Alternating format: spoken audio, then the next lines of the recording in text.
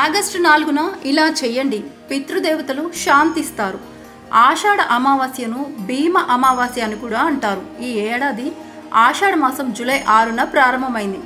August 4న అమావాస్య వచ్చింది. ఈ రోజుకున్న విశిష్టత ఏంటో ఇప్పుడు మనం తెలుసుకుందాం. ఆషాఢ అమావాస్య, భీమ అమావాస్య, జ్యోతిర్భీమేశ్వర అమావాస్య ఎలా పిలిచినా ఒకటే. ఈ ఏడాది ఆషాఢ అమావాస్య ఆగస్టు 4 ఆదివారం వచ్చింది. ఆషాఢ మాసం ఆదివారం అత్యంత పవర్ఫుల్ అని చెప్తారు పండితులు. హిందూ మత గ్రంథాల ప్రకారం ఆషాఢ అమావాస్య రోజు పితృతర్పణాలు ఇస్తారు. ఇలా చేయడం వల్ల వారి ఆత్మకు శాంతి చేకూరుతుందని, తద్వారా వంశవృద్ధి జరుగుతుందని పండితులు చెప్తారు. ఈరోజు పవిత్ర స్థలాలను దర్శించి నదీ స్నానం ఆచరించి పిండ ప్రదానాలు చేస్తారు.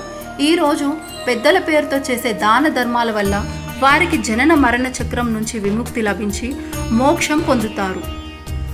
ఆగస్టు 3 శనివారం మధ్యాహ్నం 3:30 గంటలకు అమావాస్య గడియలు ప్రారంభమై ఆగస్టు 4 ఆదివారం మధ్యాహ్నం 3:54 వరకు ఉన్నాయి. పితృదేవతలకు తర్పణాలు విడుస్తారు కాబట్టి సూర్యోదయానికి అమావాస్య ఉన్న రోజే పరిగణలోనికి తీసుకోవాలి. అంటే ఆగస్టు 4న ఆషాఢ అమావాస్య వచ్చింది. ఆషాఢ అమావాస్య రోజు ఏం చేయాలి? ఆ రోజు పవిత్ర నదుల్లో స్నానం ఆచరించాలి. పితృపూజ చేసి తర్పణాలు విడిచిపెట్టి అర్హులైన బ్రాహ్మణులకు అన్నదానం అంటే స్వయంపాకం అంటే బియ్యం, పప్పులు, కూరగాయలు, వస్త్రదానం చేయాలి. అనంతరం పేదలకు, అభాగ్యులకు దాన ధర్మాలు చేస్తే పితృదేవతల ఆశీస్సులు మీపై ఉంటాయి. ముఖ్యంగా జాతకంలో పితృదోషం ఉండేవారు ఈరోజు ఆలయాలకు వెళ్ళి భగవంతుడికి నమస్కరించి అనంతరం ఆలయ పరిసరాల్లో ఉన్న ఏదైనా పూల చెట్టు కింద ఆవ నూనెతో దీపం వెలిగించాలి. ఆషాఢ అమావాస్య పూజ ఇలా చేసుకోవాలి.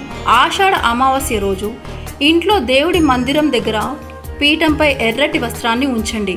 దానిపై శివపార్వతుల ఫోటో పెట్టి పూజ చేయండి. పరమేశ్వరుడికి ప్రీతికరమైన బిల్వపత్రం, పార్వతీదేవికి పసుపు కుంకుమ పూలతో పూజ చేయండి. సుమంగళి ఉపయోగించే అన్ని వస్తువులను పార్వతీదేవి పూజ కోసం వినియోగించవచ్చు. అమావాస్య గడియలు ముగిసిన తర్వాత ఆ సుమంగళి వస్తువులన్నీ ఎవరైనా ముత్తైదువులను పిలిచి బొట్టు పెట్టి అందించండి. ఇలా చేస్తే మీ దాంపత్య జీవితంలో ఉన్న దోషాలు తొలగిపోతాయి అంటున్నారు పండితులు. అమావాస్య రోజు ఇవి అస్సలు చేయవద్దు.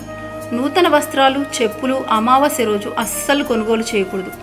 లక్ష్మీదేవితో సమానమైన బంగారు ఆభరణాలు కూడా కొనుగోలు చేసేందుకు అమావాస్య మంచిది కాదు. నూతన వ్యాపారం, ఉద్యోగం, నూతన పెట్టుబడులకు అమావాస్య అస్సలు అనుకూలమైన రోజు కాదు. నూతన వాహనం కూడా అమావాస్య రోజు కొనొద్దు. కేవలం ఈ రోజు పితృదేవతలను పూజించి దాన ధర్మాలు మాత్రమే చేయాలి. ఈ వీడియో కనుక మీకు నచ్చినట్లయితే లైక్ చేయండి, షేర్ చేయండి, సబ్స్క్రైబ్ చేసుకోండి.